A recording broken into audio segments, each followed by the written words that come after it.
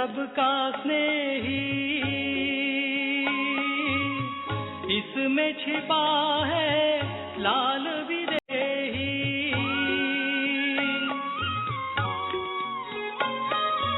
ये देह है सबका स्नेही, इसमें छिपा है लाल विदेही। इसका परिचय सबको करा दो, भ्रुकुटी में जगती ज्योति, इससे हर एक दीप जगा दो। सबको आत्म दर्शन करा दो, भ्रुकुटी में जगती ज्योति।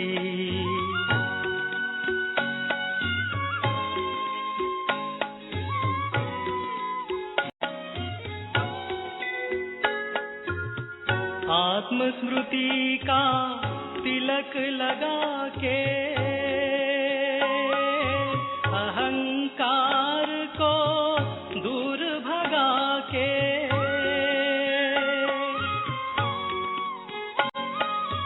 आत्मस्मृति का तिलक लगा के अहंकार को दूर भगा के, ज्ञान का अमृत सबको पिला दो, भ्रुकुटी में जगती ज्योति, इससे हर एक दीप जगा दो। सबको आत्म दर्शन करा दो,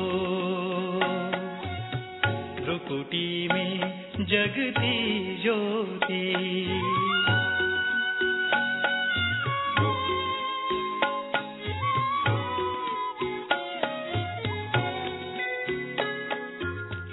यह तन पिंजरा पांच तत्व का,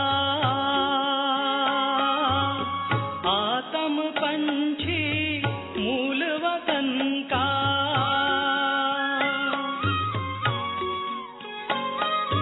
यह तन पिंजरा पांच तत्व का, आत्म पंछी मूल वतन का। जाना है घर सबको बता दो, भ्रुकुटी में जगती ज्योति, इससे हर एक दीप जगा दो। सबको आत्म दर्शन करा दो, सबको आत्म दर्शन करा दो, सबको आत्म दर्शन करा दो।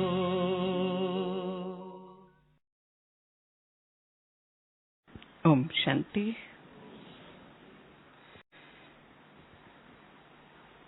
आज विशेष आप सब भट्टी के लिए इस वरदानी भूमि पर, तपोभूमि पर, जहां बाबा, मम्मा और दादियों ने कई सालों तक अपनी तपस्या के वाइब्रेशंस यहाँ फैलाए, और दूसरा इस सीजन की भट्टी का शुभारंभ आपसे 2 दिन पहले ही सारे भारत की वरिष्ठ टीचर्स बहनों का भी भट्टी का कार्यक्रम बहुत अच्छा चला। इसी हॉल में बहनों ने भी भट्टी की है और ऐसे चार्ज हुए स्थान पर सालों से तो चार्ज है ही, लेकिन 2 दिन पहले भी कल ही बहनें भट्टी करके प्रस्थान किया है। ऐसी भूमि पर आप सब पहुंचे हैं। आपका बहुत बहुत दिल से स्वागत भी है और साथ में प्यारे बाप दादा भी इसी भट्ठी के शुभारंभ में हमारे साथ है। बाप दादा का भी आवाहन है, स्वागत है। आपके साथ रहकर बहुत अच्छी बाबा अनुभूति भी कराएगा।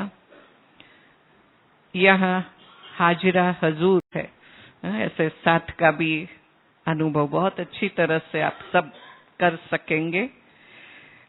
तो आज इस भट्ठी के शुभारंभ में हमारे बीच बाबा का अमूल्य रत्न कहो, अथक सेवाधारी कहो, देश विदेश की सेवाओं के निमित्त बने हुए ज्ञान की बुलबुल कहो, ऐसी बहुत मधुर मीठी प्यारी हमारी आदरणीय शीलू बहन जी भी पधारे हैं। आपका भी स्वागत है, स्वागत है, स्वागत है। ऐसे तो आप सब शीलू बहन को पहचानते ही है। आप भी बहुत ही पुराने बाबा के अमूल्य रत्न, करीब मैं समझती हूँ 60 साल से ज्ञान बचपन से ही प्राप्त हुआ और करीब 50 साल से बाबा की ईश्वरीय सेवा में समर्पित होकर सेवाएं दे रहे हैं। शुरू में अफ्रीका, मॉरिशस आदि की भी सेवा आरंभ की और मॉरिशस में भी 1975 में अपने सेवा केंद्र खोलने की निमित्त बने और उसके बाद तो अनेक देश, 70 से भी ज्यादा देशों में आपने अपनी सेवाएं प्रदान की है। लेकिन विशेष सेवा आप 76 से इस बाबा की वरदानी भूमि पर कहो, बेहद सेवा में उपस्थित हो। यहाँ आप समझते हो काफी विदेशी भाई बहनें आते हैं। आपका पूरा ही कम्युनिकेशन के साथ भी रहा है। यहाँ आते तो भी खास बाबा की मुरली हिंदी टू इंग्लिश में ट्रांसलेट भी करने के लिए आप काफी सालों से सेवाएं दे रहे हो। और जब टीवी की सेवाएं शुरू हुई तो शुरुआत में जी जागरण पर आपने, जैसे जी टीवी, आस्था चैनल आदि भी, कई सोनी आदि में भी आपके शुरुआत की सेवाओं में शुभारंभ में आपका ही पार्ट रहा। आपकी मधुर वाणी से सभी बहुत प्रभावित हुए थे और आज भी हो रहे हैं। साथ साथ आप एजुकेशन विंग के भी हेडक्वार्टर कोऑर्डिनेटर भी हो और जो हमारी भट्टियां चलती, चाहे टीचर्स ट्रेनिंग हो या भट्टी हो या आने वाले भाई बहनों की भट्टियां हो, चाहे कॉन्फ्रेंस हो, आज तक आपने अपनी बहुत ही सेवाएं प्रदान की है और आप आज हमारे बीच उपस्थित हुए, हमारा भी ये परम सौभाग्य है। तो आज इस भट्ठी के शुभारंभ में भट्ठी का लक्ष्य और उद्देश्य आप सबके सामने प्रस्तुत करेंगे, रखेंगे और बहुत अच्छी तरह से एकाग्रता से सुनकर, जो भी सुने ये 4 दिन की भट्ठी के दौरान, सब बातों को महत्व देते हुए, बुद्धि में रखते हुए इस भट्ठी में ही खो जाएंगे, लीन हो जाएंगे, सब कुछ भूल करके। तो ऐसी अनोखी भट्ठी का आप सब अनुभव करते हुए संपन्नता और संपूर्णता को प्राप्त करें, ऐसी शुभकामना है। और इस भट्ठी का नाम है संपूर्ण संपन्न बनने की योग तपस्या। तो इस दिशा में भी कुछ न कुछ हमें जरूर समझ, मार्गदर्शन मिलता रहेगा। तो अभी मैं आदरणीय शीलू बहन को नम्र निवेदन करती हूँ कि भट्ठी का लक्ष्य और उद्देश्य आपके सामने रखे। ओम शांति।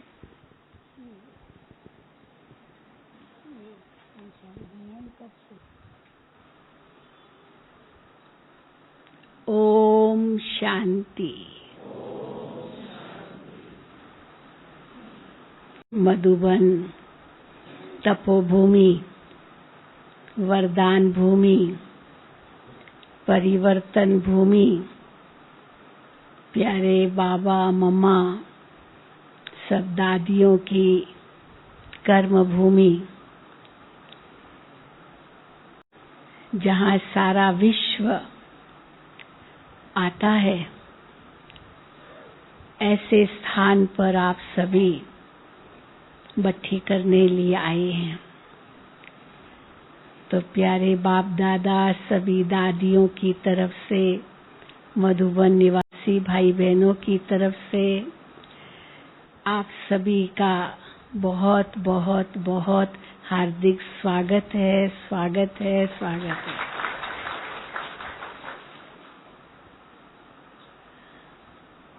जैसे हमारी तृप्ति बहन ने बताया कि यह योग तपस्या हम अभी आरंभ कर रहे हैं इस सीजन में। पिछले साल तो नहीं रखी थी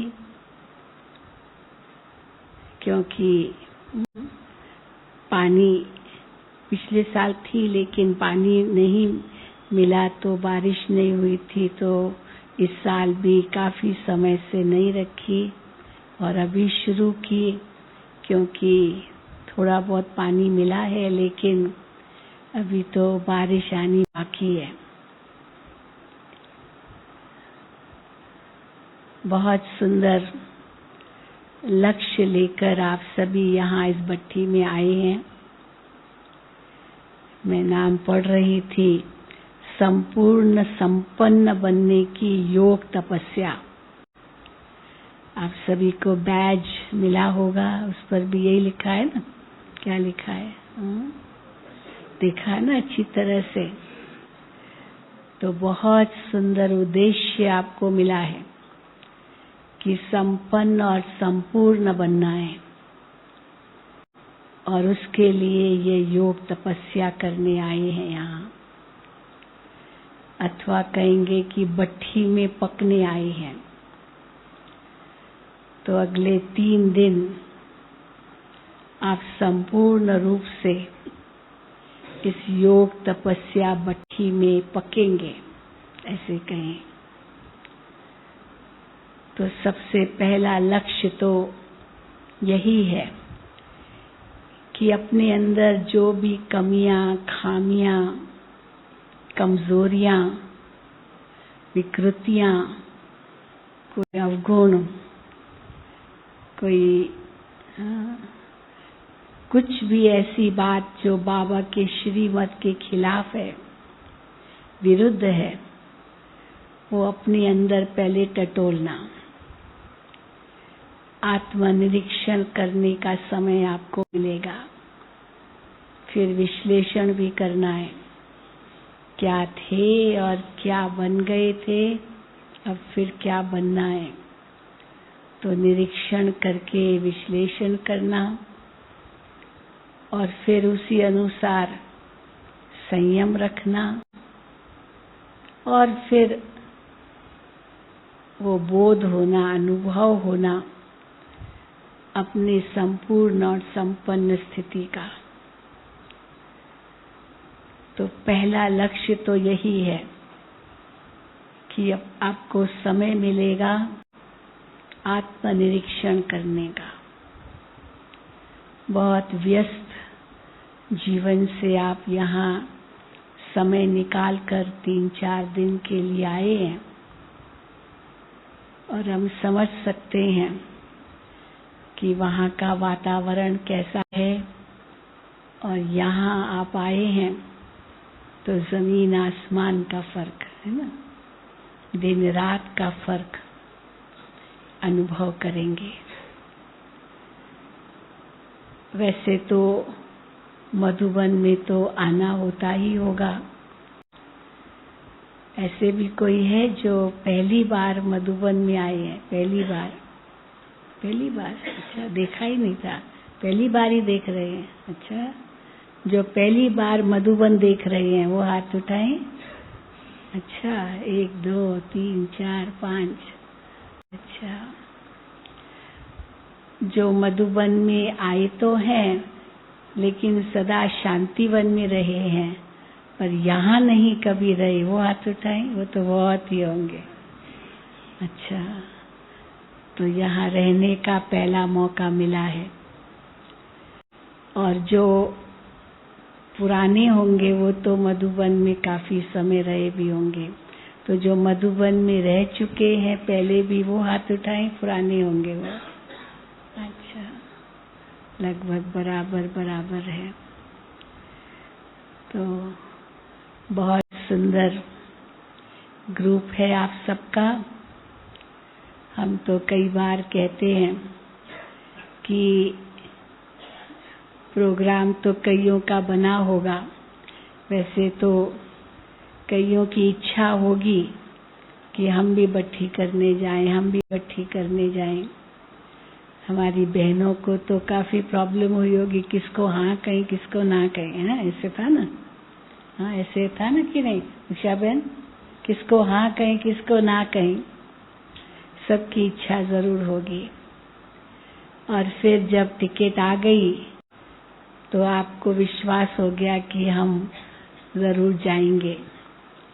लेकिन विश्वास होने के बाद भी ऐसी कुछ परिस्थितियां आ गई होगी कुछ भाई बहनों की, जो रिजर्वेशन होते हुए भी वो आ नहीं सके। और ऐसे भी कुछ भाई बहने होंगे जिनका मन चित्त में भी नहीं था कि जाना है, और अचानक उसी दिन कहा आप जाना चाहते हो, तो लॉटरी लग गई है। ऐसे भी होगा। तो जिनका कंफर्म था वो रह गए, और जिनको अचानक कहा वो पहुंच गए। तो हम तो कहते हैं जो पहुंच गए वो बहुत भाग्यशाली हैं, पहुंच गए हैं। अपने लिए ताली बजाओ। अभी अगले 3 दिन कम से कम, सुबह से लेकर रात्रि तक आप भट्ठी में पकेंगे। भट्ठी किसको कहते हैं? भट्ठा होता है ना, ईंटों का भट्ठा होता है, उसमें ईंटें पकती है। और सोने का भी होता है, सोने को भी गलाते हैं। क्योंकि भट्ठा कहो भट्ठी कहो, उसमें अग्नि प्रज्वलित होती है, और अग्नि में जो चीज पड़ती है वो वापस उसी रूप में बाहर नहीं आती है, परिवर्तित होके आती है। आप आलू टमाटर बैंगन भी आग में डालते हैं, थोड़े कठोर होते हैं, सख्त होते हैं, पर जैसे ही आग में डाला तो क्या हो जाता है? हाँ? बैंगन डालो बर्था बन जाएगा। हाँ? आलू को भी आग में डालते हैं तो बहुत अच्छा लगता है।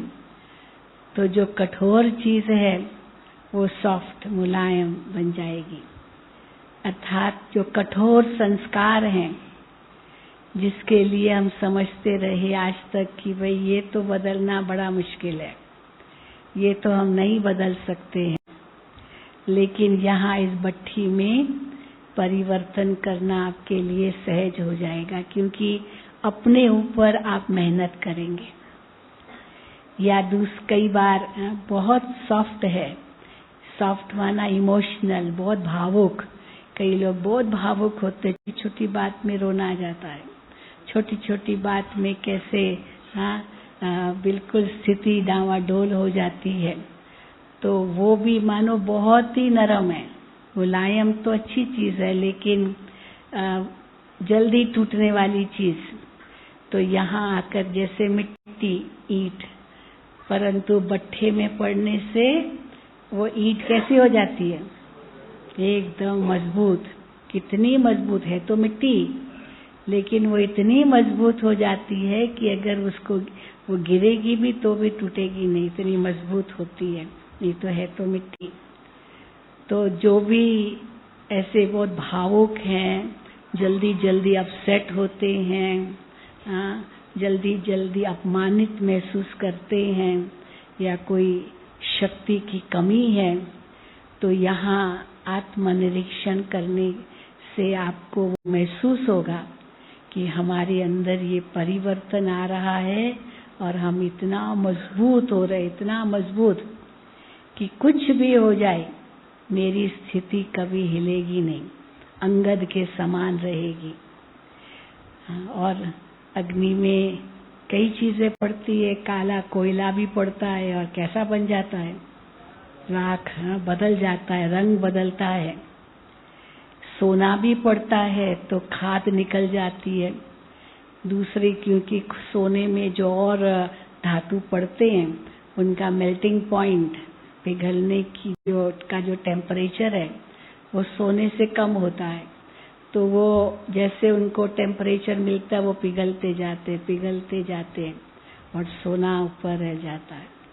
तो सच्चा सोना बनना है, खाद निकालनी है, और ऐसा सच्चा सोना जो सचमुच उस सोने की दुनिया में हम ऊंच पद पा सके, ऐसा सच्चा सोना बन कर के निकलना है। तो इस भट्ठी में ऐसा सच्चा सोना बनना है, जो भी अंदर में छल कपट झूठ या जो कुछ भी है वो सब खत्म हो जाए और आप जैसे वापस जाएं तो सब महसूस करें, अरे ये तो बिल्कुल बदल गया, ये तो बिल्कुल बदल गई, ऐसा क्या जादू लगा। वैसे तो जैसे आप ज्ञान में आए होंगे परिवर्तन तो हुआ ही होगा, लेकिन अब और परिवर्तन, क्योंकि उद्देश्य तो हमारा बहुत ऊंचा है। भट्ठी का देखो क्या उद्देश्य है, संपन्न भी बनना है और संपूर्ण भी बनना है, जिसको हम कहेंगे बाप समान। तो बाप समान बनना ये कितना ऊंचा उद्देश्य है। ब्रह्मा बाबा ने क्या नहीं तपस्या की, क्या नहीं मेहनत की अपने ऊपर, और उसके आधार से कितना परिवर्तन अपने जीवन में लाया। ये तो थे तो हमारे ही तरह ना।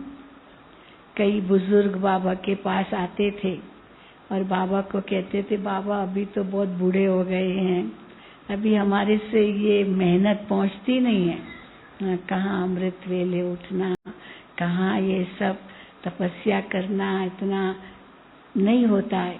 तो बाबा कहते थे, ये बूढ़ा कर सकता है, आप नहीं कर सकते हो? ये भी तो बूढ़ा था ना, 93 वर्ष की उम्र कोई कम नहीं थी, तो ये कर सकता है तो आप बच्चे क्यों नहीं कर सकते हो? शरीर की आयु कितनी भी हो लेकिन कर सकते हो। फिर कोई जवान आते थे तो जवान बाबा को कहते थे, बाबा अभी तो हमने कोई दुनिया ही नहीं देखी है, अभी ये सब कैसे छोड़ेंगे, कैसे त्याग होगा, कैसे होगा, मुश्किल है। तो बाबा कहते थे, मम्मा को देखो, मम्मा जवान, कितनी जवान, लेकिन उस जवानी में मम्मा ने जो त्याग किया, जो तपस्या की, जिसके आधार से वो विदेही बनी और कैसे जल्दी जल्दी कर्मातीत बनी, वो भी एक उदाहरण है। तो बाबा और मम्मा हमारे लिए उदाहरण है, जवानों के लिए मम्मा है और बुजुर्गों के लिए बाबा है। तो ये दोनों तो हमारे आगे उदाहरण है ही है। और दादियों को भी हमने देखा, क्या नहीं तपस्या थी, उनसे ही प्रेरणा लेकर के कैसे हम सब ने अपना जीवन इसमें समर्पित किया। फिर परंतु मैं तो कहूँगी मेरा ये सौभाग्य था कि मम्मा बाबा से भी हम मिले, क्योंकि 1960 में मैं ज्ञान में आई, 1960 में जब 12 वर्ष की आयु थी। तो इसीलिए वो भी बाबा मम्मा का भी अनुभव है, दादियों का तो पूरा ही अनुभव है, और मधुबन में रहने के कारण तो सबके साथ का अनुभव है। और मुंबई में रहे, मुंबई में जन्म भूमि है मुंबई और कर्म भूमि भी मुंबई, और बाबा, मम्मा, दादियाँ सब मुंबई में आते थे, तो इसीलिए हम तो अपने आप को बहुत बहुत सौभाग्यशाली समझते हैं। लेकिन हम यही चाहते हैं कि जो हमने पाया, भले हम कहेंगे आपने वो नहीं पाया, लेकिन हमने जो पाया वो आप तक अवश्य पहुंचा सकते हैं, वो प्रेरणा अवश्य दे सकते हैं, क्योंकि जीता जागता एग्जाम्पल है। लेकिन बाबा ने हमें बहुत ऊंचा उद्देश्य दिया है। संपन्न बनना है, संपूर्ण बनना है। किसको कहेंगे संपन्न और संपूर्ण? जैसे चंद्रमा को हम देखते हैं, पूर्णमासी पर संपन्न भी होता है और संपूर्ण भी होता है। संपन्न माना पूर्ण प्रकाश, फुल प्रकाश, भरपूर प्रकाश पूर्णमासी पर, और सारे आकाश को एक चंद्रमा ही पर्याप्त होता है प्रकाशित करने के लिए पूर्णमासी पर। तो वो संपन्न भी होता है और संपूर्ण भी होता है, गोल, पूरा ही गोल। तो संपूर्ण माना कंप्लीट और संपन्न माना फुल, तो भरपूर और पूर्ण। तो पूर्ण भी हो और भरपूर भी हो, ऐसा हमें बनना है। तो हम आत्माएं जो थी अपने अनादि स्वरूप में और आदि स्वरूप में, उस स्वरूप तक वापस हमें पहुंचना है। तो उसके लिए हमें क्या करना होगा? लक्ष्य छोटे छोटे रखे जाते हैं, होता है ना, कई लक्ष्य होते हैं ना, जिसको हम गोल कहते हैं। 1 साल का लक्ष्य होता है, 2 साल का लक्ष्य होता है, 3 साल का, 5 साल का ये लक्ष्य होता है कि 5 साल में ये करना है, 1 साल में ये करना है, 1 दिन में ये करना है, 3 दिन में करना है, 1 महीने में करना है। वो उनको हम गोल कहते हैं या लक्ष्य कहते हैं। और उस लक्ष्य के मुताबिक उस उद्देश्य तक पहुंचना है। तो संपूर्ण और संपन्न बनने के लिए क्या लक्ष्य रखना है? सबसे पहला लक्ष्य तो हमें यही रखना है कि जितना हम अपने ऊपर ध्यान रखेंगे, उतना हम उस उद्देश्य के नजदीक जाएंगे। हमें किसी और को नहीं देखना है। हम जब किसी और को देखते हैं तो हमारा समय, श्वास, संकल्प, शक्ति बहुत व्यर्थ जाते हैं और माया के आने की बहुत संभावना हो जाती है। क्योंकि भेंट करते हैं तो बाबा हमेशा कहते हैं कि किसी से भी अपनी भेंट मत करो, किसी से भी नहीं करो। क्योंकि भेंट करेंगे तो या तो हीनता की भावना आएगी कि ये तो कितना पुरुषार्थ कर रहा है और मैं नहीं कर रही हूँ, मैं नहीं कर रहा हूँ, मैं तो शायद इसके लायक नहीं हूँ, तो हीनता की भावना आ जाएगी। और अगर हम देख रहे हैं दूसरे का इतना नहीं है, मेरा बहुत अच्छा अभ्यास और अच्छा पुरुषार्थ चल रहा है, तो थोड़ा अभिमान भी आ सकता है, हाँ मैं तो बहुत अच्छा पुरुषार्थी हूँ। तो या तो हीनता आएगी, हीनता की भावना जागेगी, या तो थोड़ा अभिमान आ जाएगा अगर दूसरों को देखते हैं।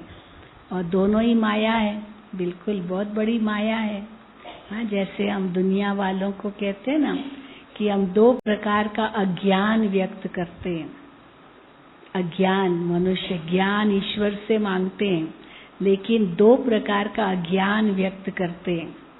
एक अज्ञान जो दुनिया वालों के आगे व्यक्त करते हैं और दूसरा अज्ञान जो भगवान के आगे व्यक्त करते हैं। दुनिया के आगे क्या ज्ञान व्यक्त करते हैं?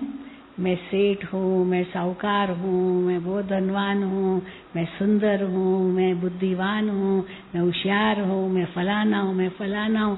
सांसारिक उपलब्धियों का घमंड होता है और कई उसको स्वाभाविक समझते, वो तो होगा ना, ऐसे कहते भी हैं, तो उसका अभिमान होता है।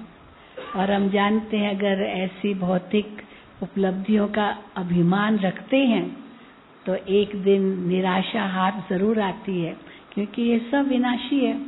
आज जो भी भौतिक प्राप्तियां हैं, उपलब्धियां हैं, तो सब विनाशी, आज है कल नहीं होगी, तो उसका अभिमान रखना तो निरर्थक है। और भगवान के आगे फिर कितनी हीनता व्यक्त करते हैं। आरती में क्या कहते हैं, मैं मूर्ख खल कामी पापी। तो जो नीच से नीच शब्द है ना, वो अपने लिए यूज करते हैं। तो भगवान के आगे एकदम अपने आप को हीन समझते हैं और दुनिया के आगे अपने आप को मेरे जैसा कोई नहीं। हाँ, तो दोनों ही अज्ञान है। तो हम क्या समझाते हैं नयों को, जब आत्मा का परिचय देते हैं तो हम यही कहते हैं ना, तो वो नीच पापी दास कपटी गंदा बंदा, चरणों की धूल मिट्टी मूर्ख निर्बल, हाँ, न जाने क्या क्या शब्द यूज किए, अन्ना सेठ साहूकार फलाना फलाना फलाना। लेकिन सत्य ज्ञान क्या है कि मैं एक आत्मा हूँ जो पवित्र स्वरूप हूँ, शांत स्वरूप हूँ, प्रेम स्वरूप हूँ, सुख स्वरूप हूँ, आनंद स्वरूप हूँ, शक्ति स्वरूप हूँ। ये अपने आप को पहचानो, यही ज्ञान है। और यही ज्ञान परमात्मा आकर हमें देते हैं, जिसके लिए हम भगवान से प्रार्थना करते हैं, भगवान हमें ज्ञान दो। तो ये ज्ञान जब आत्मा को मिल जाता है तो जैसे तीसरा नेत्र खुल जाता है, अपनी पहचान मिल जाती है। अब ये तो हम दुनिया वालों को कहते हैं, लेकिन अपने को हम क्या कहेंगे? अगर जिसका कम पुरुषार्थ है उसको देखा तो अभिमान आ सकता है, और जिसका ज्यादा पुरुषार्थ है उनको देखा तो हीनता की भावना आ सकती है। इसलिए किसी से भी अपनी भेंट नहीं करनी है, किसी को भी देखना नहीं है। अगर देखना है, अगर भेंट करनी भी है तो अपने से ही भेंट करो। कल से मैं आज कितना आगे गया हूँ, इसलिए बाबा कहते चार्ट रखो। चार्ट के लिए क्यों बाबा प्रोत्साहित करते हैं? क्योंकि चार्ट से पता चलता है कि कल से आज मैं कितना और अच्छा हुआ, आज से कल और कितना अच्छा हो सकता हूँ, कल से परसों कितना और अच्छा हो सकता हूँ। अपने से भेंट, और जब हम अपने से भेंट करेंगे तो हम महसूस करेंगे कि हमारी उन्नति होगी। अगर दूसरों से भेंट करेंगे तो कभी भी हमारी उन्नति नहीं होगी। और जैसे बाबा कहते हैं, हर एक का पाठ अपना अपना, एक का पाठ न मिले दूसरे से। इसीलिए भेंट करने की तो कोई बात ही नहीं है किसी से भी, क्योंकि सबका पाठ अपना अपना है। राजधानी स्थापन हो रही है, उस राजधानी में सब चाहिए। आज भी बाबा ने मुरली में कहा, तो सब चाहिए राजधानी में। इसीलिए भावी कोई कैसा भी है, परंतु बाबा हमको ऊंचा लक्ष्य तो देंगे ही ना, उद्देश्य तो बहुत ऊंचा ही है। तो अगर देखना भी है तो अपने से भेंट करो या बाबा से भेंट करो। बाबा ने क्या पुरुषार्थ किया? कोई भी कर्म करो, कोई भी वचन बोलो, कोई भी संकल्प करो, उस समय पहले ये सोचो, अगर बाबा इस समय यहाँ होते तो बाबा कैसे करते, बाबा क्या करते। इसलिए कई किताबें बनी हैं, ब्रह्मा बाप के 10 कदम, ब्रह्मा बाप के 50 कदम है, कई किताबें हैं, आप लोगों ने पढ़ी होगी। जिसने पढ़ी हाथ उठाई। ब्रह्मा बाबा के 10 कदम, 20 कदम, 50, बहुत सारे वो किताब है। थोड़ो नहीं पढ़ी है, बाकियों ने नहीं पढ़ी है। हाँ? अच्छा, जरूर पढ़ना, क्योंकि वो बहुत जरूरी है। ब्रह्मा बाप ने क्या किया, कैसे अपने जीवन में बैलेंस बनाया, जिसके आधार पर कितना आगे गए, कितना पुरुषार्थ उनका था, जिसके आधार से संपूर्णता को प्राप्त किया। तो ब्रह्मा बाबा को सामने रख करके पुरुषार्थ हो, न कि किसी आत्मा को देख करके। और फिर बाबा ने हमें बहुत ऊंचा उद्देश्य दिया है संगम युग का। संगम पर हम ब्राह्मण तो है ही, लेकिन हमें फरिश्ता बनना है। देवता तो बाद में बनेंगे, परंतु अभी फरिश्ता बनना है। फरिश्ता किसको कहते हैं वो भी बाबा बताते हैं। पहला पहला कदम फरिश्ता का यही होता है कि जिसका फर्श से कोई रिश्ता नहीं। फर्श अर्थात ये देह अभिमान, जो देह अभिमान में हम बार बार आते हैं, उस देह अभिमान से हम परे हो जाएं, अशरीरी बन जाएं। कई हमसे प्रश्न करते हैं कि देही अभिमानी स्थिति, अव्यक्त स्थिति, अशरीरी स्थिति, इसमें अंतर क्या है? क्या अंतर है? तो देही अभिमानी, जिसको बाबा बार बार मुरली में कहते हैं कि मैं आत्मा कोई भी कर्म करूं, मैं आत्मा इन आंखों से देख रही हूं, मैं आत्मा को देख रही हूं, ये देही अभिमानी स्थिति है। तो जब आत्मिक स्थिति है और आत्मा समझकर आत्मा को देखते हैं, सबकी भ्रुकुटी में आत्मा चमक रही है, तो उससे क्या होगा? हमारी दृष्टि, वृत्ति, स्मृति सब परिवर्तित होगी। परंतु जैसे देह पर दृष्टि गई तो पुरानी स्मृतियां बहुत आ जाएगी, वृत्ति भी कुछ हमारी ऐसी बन सकती है। तो इसीलिए देही अभिमानी स्थिति माना चलते फिरते, खाते पीते, उठते बैठते, मैं आत्मा इस शरीर द्वारा ये कर्म कर रही हूँ। कोई भी कर्म हो, वचन भी मैं आत्मा इस मुख द्वारा बोल रही हूँ। नयों को तो हम समझाते, लेकिन हम कितना उसको प्रैक्टिकल में करते हैं। और तब जब ये होगा तब हमारी चाल कैसी होगी? कहते हैं ना, फरिश्तों की चाल। फरिश्तों की चाल, हमारी मम्मा बिल्कुल उनकी चाल जैसे फरिश्तों की थी।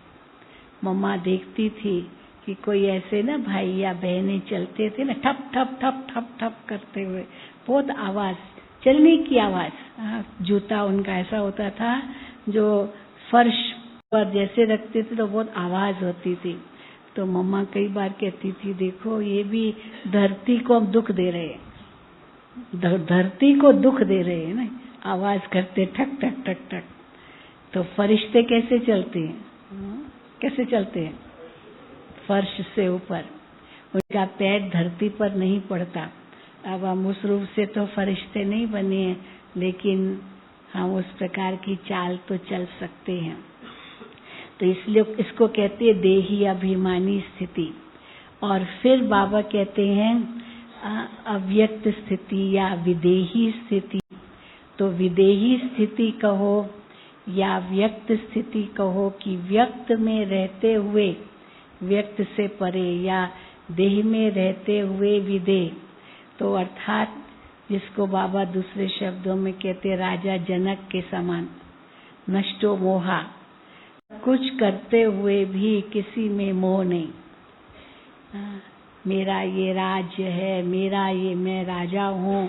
राजा जनक कैसे निर्मोही राजा थे, नष्टो मोहा थे, या कहेंगे कि कमल फूल सदृश उनका जीवन था। तो राजा होते हुए भी न्यारा प्यारा थे। ब्रह्मा बाबा को भी ऐसे ही देखा, प्रॉपर्टी तो सारी उनकी थी, जो यज्ञ में लगाई, माताओं बहनों के आगे समर्पित कर दी, विल कर दी उनके नाम पर, जैसे शिव बाबा ने कहा। उसके बाद तो फिर मुड़ के नहीं देखा कि मेरा धन कहाँ लग रहा है। वो कैसे, वो सब संभालने वाले दूसरे हो गए, मम्मा को निमित्त बनाया, आगे रखा। तो इसको कहते हैं विदेह स्थिति, राजा जनक के समान। जैसे राजा जनक राजाई में रहते हुए भी न्यारा रहा, तो वैसे हमें भी रहना है। इसको कहेंगे विदेह स्थिति, व्यक्त में रहते भी अव्यक्त महसूस था। ऐसे लगे जैसे ये शरीर नहीं है, लेकिन प्रकाश की देह है, फरिश्ते की देह है, इस प्रकार अनुभव हो। और फिर अशरीरी जब हम योग में बैठते हैं तो बिल्कुल अशरीरी अवस्था हो जाए, क्योंकि ये अशरीरी अवस्था ही हमको अंत में बहुत काम आएगी। जब और कोई बुद्धि में नहीं होगा, किसी की याद नहीं होगी, क्योंकि इसके लिए बहुत काल का अभ्यास चाहिए, जो अंत में एक बाबा ही याद रहे और मैं बिल्कुल अशरीरी होके, जैसे अगर शरीर भी छोड़ूं तो मक्खन से बाल, इतना सहज आत्मा शरीर से मुक्त हो जाए। ये अनुभव ये तब होगा जब अशरीरी रहने का बहुत काल का अभ्यास होगा। इसलिए बाबा कई बार कहते, पहला पाठ सो अंतिम पाठ। शुरू में जब यज्ञ की शुरुआत हुई तब उस समय और कोई ज्ञान कोई ज्यादा नहीं था, कुछ भी नहीं था, केवल आत्मा का ही ज्ञान था, आत्मा का, सिर्फ आत्मा। बाबा ने खुद कितनी मेहनत की अपने ऊपर आत्मा समझने की, आत्मा देखने की, जिससे वो नष्टो मोहा हो सके। बाबा कई बार मिसाल देते थे क्योंकि बाबा का अपने लौकिक बहू में बहुत मोह था। ब्रिजेंद्रा दादी बाबा की लौकिक बहू थी, जो महाराष्ट्र जोन की इंचार्ज थी, बहुत सुंदर भी थी, बहुत अच्छे रॉयल फैमिली की थी। तो बाबा ज्वेलर थे, तो जैसे बाबा उनको अपनी जैसे पब्लिसिटी कराते ना, तो बाबा उनसे करवाते थे पब्लिसिटी। कैसे? राजाओं महाराजाओं के पास ले जाते बाबा उनको, बहू को। तो और जो गहने बाबा को बेचने होते थे रानियों को, क्योंकि रानियां तो नहीं आएगी ना बाबा की दुकान में, जो कलकत्ते में उनकी दुकान थी। तो राजा लोग बाबा को अपने घर, अपने महल में बुलाते थे कि आपके गहने हमें खरीदने हैं, हीरों के गहने। तो बाबा अपनी बहू को सजा करके ले जाते थे, और वो रानी बाबा की बहू को देखती थी, ब्रिजेंद्रा दादी को, हाँ बस ऐसा ही हमको, ऐसा ही नेकलेस चाहिए, बस ऐसा ही चाहिए। और बाबा बहुत होशियार थे, पहले से ही दूसरा लेके जाते थे ताकि उनको पता था कि ये वही पसंद करेगी, कि सुंदर तो थी तो सुंदर पर और गहने पहने तो और भी सुंदर लगते, गहने भी सुंदर लगते, तो ऐसे थी। तो बाबा का बहुत मोह था ब्रिजेंद्रा दादी में। लेकिन जब बाबा को ये ज्ञान मिला, अभी मोह तो हटाना है, तो कैसे बाबा ने मोह हटाया? बाबा दीवारों पर लिखते थे। बाबा ब्रिजेंद्रा दादी का नाम राधे था, राधे आत्मा है, राधे आत्मा है, राधे आत्मा है, ताकि खुद भी पढ़े और राधे भी पढ़े कि बाबा को आत्मा। नहीं तो वो घूंघट करती थी बाबा के आगे, उस समय तो बहू ससुर के आगे तो घूंघट करेगी ना, तो घूंघट करती थी। लेकिन उनको आत्मा देखना, और वो भी बाबा को आत्मा देखे, उस हिसाब से बाबा ने कैसे सबके घूंघट ही हटवा दिए, सब हटवा दिए बाबा ने, सब शिव शक्तियां हो गई। और बाबा की लौकिक युगल यशोदा, उनका भी आपने फोटो देखा, वो भी बहुत घूंघट करती थी। और कैसे यशोदा आत्मा है, यशोदा आत्मा है, यशोदा आत्मा है, बस वो सब जगह लिखते थे ताकि बाबा भी उनको आत्मा रूप में देखे और वो भी बाबा को आत्मा रूप में देखे, अर्थात अनुभव करे, ये सब देह का भान खत्म हो जाए। तो कैसे यज्ञ में जब शुरू में आए तो जो लौकिकता थी वो एकदम खत्म हो गई। मम्मा की लौकिक माँ, माँ अपने बेटी को मम्मा कहे, बताओ, बेटी माँ को बेटी कहे और माँ बेटी को माँ कहे, ये परिवर्तन आ गया। पर सबसे पहले बाबा ने शुरू किया मम्मा कहना, क्योंकि ये तो कितनी छोटी थी, इनसे थी दादियाँ जो और बड़ी बड़ी थी, ये तो 16-17 साल की थी, तो और तो बहुत बड़ी बड़ी दादियाँ थी ना, और इनसे तो बहुत आयु में बड़ी थी। लेकिन बाबा ने शुरू किया इनको मम्मा कहना, तो सब जो बुजुर्ग थी वो भी इनको मम्मा कहने लगी। और कैसे माँ के संस्कार आ गए। तो देखो, परंतु इन्होंने अभ्यास जो किया वो अशरीरीपन का अभ्यास, ऐसे लगता था जैसे बिल्कुल फरिश्ता। तो वो आपको यहाँ 3 दिन ऐसा अनुभव करना है और मौन में रहना है। जितना आप मौन में रहेंगे उतना आप ये अभ्यास सहज कर सकेंगे। क्योंकि मौन में रहना है, पहले मुख पर कंट्रोल करना है। ये अगर बुद्धि में होगा ना तो संकल्प भी ज्यादा नहीं चलेंगे, क्योंकि बोलना नहीं है। तो मुख का मौन से धीरे धीरे कैसे मन का मौन भी होता जाएगा, क्योंकि ज्यादा सोचने की जरूरत ही नहीं है। क्या जरूरत यहाँ सोचने की? खाना वाना पकाना नहीं है। 25 सेवाधारियों को साथ में ले आए होंगे, वो सेवा करेंगे। नहीं लाए ना 25 और सेवाधारी अभी मुझे मिले, क्योंकि काफियों को मैं जानती हूँ पुराने तो काम तो हम तो सेवाधारी के रूप में आए हैं फरीदाबाद से, लेकिन सेवाधारी के रूप में। तो क्योंकि हमने उनसे पूछा भट्ठी करेंगे, बहुत पुरानी बहन, तो कहा नहीं हम तो सेवाधारी बन के आए। तो वो सेवा करेंगे। आप लोगों को कुछ नहीं करना है, न सब्जी काटनी है, न रोटी बनानी है, न भाइयों को कहीं दफ्तर जाना है, और मोबाइल सब बंद। सब बंद कर सकेंगे ना मोबाइल।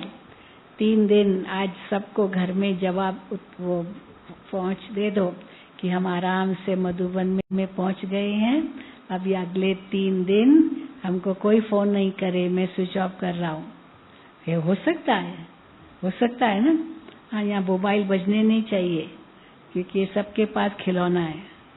ये खिलौना आजकल सबके पास हो गया है, और बहुत आदत ये बुरी होती जा रही है, बढ़ती जा रही है। लेकिन अब इसमें भी संयम चाहिए कि मोबाइल को देखना ही नहीं है, बिल्कुल स्विच ऑफ करके रख दो। कोई जरूरत नहीं है किसी भी बात की। तो 3 दिन बिल्कुल एक स्वर्गीय अनुभूति आपको यहाँ करनी है, क्योंकि यही हमारा बहुत ऊंचा लक्ष्य है। अपना आत्मनिरीक्षण करना। बहुत सुंदर सुंदर आपके क्लासेस होंगे हमारे वरिष्ठ भाई बहनों के द्वारा। खास देखो भट्ठी माना सुबह से लेकर रात्रि तक श्रवण शक्ति भी आपकी इतनी ही पावरफुल हो, तो और कुछ बातें कानों में जाएंगी नहीं, तो ऑटोमेटिकली बुद्धि और कहीं जाएगी नहीं। और वैसे तो बारिश का मौसम तो चालू हो ही गया। सब छाते वाते तो लाए हैं ना, सब लेकर आए कि नहीं लाए हैं? हाँ, सभी लेकर के आए होंगे। और जब बारिश अच्छी पड़ती है, फॉगी भी होती है, तो थोड़ी ठंडक भी होती है। कुछ तो गर्म कपड़े भी लाए होंगे ना। आप कई कहते बहन जी दिल्ली में तो इतनी गर्मी थी, सोचा भी नहीं था कि गर्म कपड़े ले जाने हैं। लेकिन ये तो पहाड़ है ना, तो यहाँ तो जैसे ही बारिश पड़ेगी ना, फॉग होगी, तो ठंडक चालू हो जाएगी। तो दिन में तो फिर गर्म। हाँ जी, हाँ, सब कुछ लेकर के आए होंगे जरूर। इसीलिए निश्चिंत होकर के आप 3 दिन भट्ठी करना, और बस एक बाबा दूसरा न कोई, सब संबंध एक बाबा से, और सब बातों बुद्धि का किनारा। कुछ भी नहीं सोचना है, कुछ भी नहीं। अगर कुछ ऐसे मन में आई ना कोई बात, तो कह दो नहीं, फुल स्टॉप, ब्रेक लगा दो, और 1 सेकंड में उनसे न्यारे हो जाओ। तो यहाँ भी आकर के बैठे बिल्कुल जैसे अशरीरी फरिश्ता आत्मा बन के बैठे, और यही उद्देश्य हो, मुझे बाप समान बनना है। क्योंकि ये आपको मौका है अपने आप को भरने का मौका। क्योंकि बाबा ने हमें 3 शब्द दे दिए हैं। एक शब्द बाबा ने दिया है अचानक, दूसरा शब्द दिया है एवर रेडी, और तीसरा है बहुत काल का अभ्यास। अगर कुछ भी होगा अचानक होगा, और अचानक के लिए हमें तैयार रहना है, क्योंकि सब अचानक होगा। इतना बाबा विनाश की बातें मुरली में कहते हैं, क्या नहीं कहते बाबा। तैयारी बाबा तैयार हमें कर रहे हैं, क्योंकि जो कुछ होगा पहले से पता नहीं चलेगा, लेकिन अचानक होगा। तो अचानक के लिए हम कितना तैयार है, और उस अचानक के होगा, इसलिए एवर रेडी रहना है, सदा तैयार, बैग बैगेज बंद, कुछ भी बाद में याद ना आए, एवर रेडी। पर उसके लिए बहुत काल का अभ्यास चाहिए। नहीं तो बाबा कहते अंत में ये ये खाना है, वो याद आएगा, हाय फलानी चीज, वो सब याद आएगा, पर कुछ याद ना आए। इसलिए देही अभिमानी स्थिति, साथ साथ अव्यक्त स्थिति और अशरीरी स्थिति, ये हमें यहाँ 3 दिन मूल रूप से अनुभव करना है। तभी हम संपन्न भी बनेंगे, संपूर्ण भी बनेंगे, फरिश्ता बन करके उड़ेंगे। ठीक है? हाँ, बहुत कुछ। आप कल से तो आपके क्लासेस शुरू हो जाएंगे, परंतु अभी 7:30 बज रहे हैं। कुछ सुनाना है आपको? कहाँ गई? अभी बता दो थोड़ा। शशिबेन अभी नहीं, वो 7:30 के गीत के बाद तो वो गीत गाएंगे ना, आ रहे हैं वो। हाँ, और उसके बाद शशिबेन आएगी, गीत के बाद ही आएगी। आप लाए हो? और तृप्ति बहन आपकी यहाँ कोऑर्डिनेटर रहेगी। मैं तृप्ति बहन को कहूंगी वो भी अपना परिचय आपको दे। तृप्ति बहन पूरा एक सब जोन संभालती है भावनगर गुजरात में। तृप्ति बहन संभालते हैं, बहुत सारे सेंटर संभालती है, लेकिन आप लोग बहुत लकी हो जो ऐसी बहन आपको मिली है, जो 3 दिन आपका पूरा आपका ध्यान रखेगी, ख्याल रखेगी। कुछ भी हो तो आप उनसे जरूर बात पूछना। तो बहुत बहुत आपको मुबारक है। आप मधुबन में आए और ये 3 दिन इतनी बट्ठी करके ऐसे तृप्त होकर के जाना, पूरा परिवर्तन करके जाना, यही हमारी शुभ भावना, शुभकामना है आपके प्रति। ओम शांति। आज बट्ठी के शुभारंभ में आदरणीय शीलू बहन हमारे सामने उपस्थित हुए और अनुभव युक्त आपकी वाणी से सबको बहुत बहुत खुशी हुई। तो हम एक हाथ की ताली से आपका धन्यवाद करेंगे। बहुत इसके बाद धन्यवाद। ताली नहीं बजाना, हाँ, एक हाथ से ये तो भी आवाज नहीं होगा। तो शीलू बहन जी ने बहुत ही अच्छा अपना अनुभव से संपन्न संपूर्णता की ओर कैसे जा सकते हैं वो बातें स्पष्ट की है।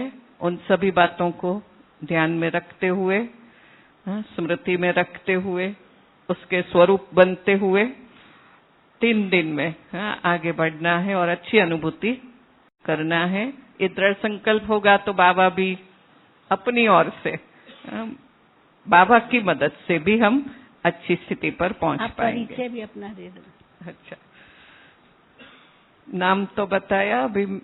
तृप्ति बहन सदा तृप्त रहती है।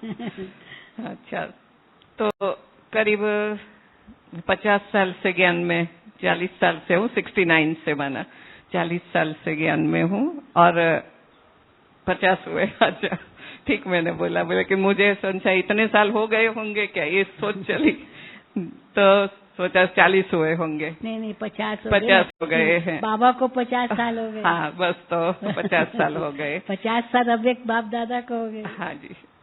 तो उसी साल में बाबा का ज्ञान प्राप्त हुआ, गुजरात बड़ौदा से ज्ञान मिला और 75 से हमने जीवन को ईश्वरीय सेवा में समर्पित किया और वर्तमान समय भावनगर में ईश्वरीय सेवाएं दे रही हूँ।